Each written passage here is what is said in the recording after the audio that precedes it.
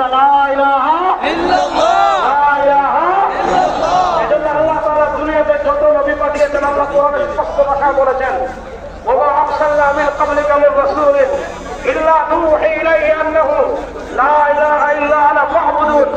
আল্লাহ দুনিয়াতে যত নবী পাঠিয়েছেন, আল্লাহ দুনিয়াতে যত রাসূল পাঠিয়েছেন, কেউ আমাদেরকে গণতন্ত্র প্রণাম শেখান নাই, কেউ আমাদেরকে বাঙালি জাতীয়তাবাদের প্রণাম শেখান নাই, কেউ আমাদেরকে ঐতিহাসিক চরমনায়ের মাসিক মাহফিলের দ্বিতীয় মিশনের হযরত পিসা হুজুরের পরেই রেজাউল করিম আদনান সাহেব বয়ান করতেছেন এখন বর্তমানে।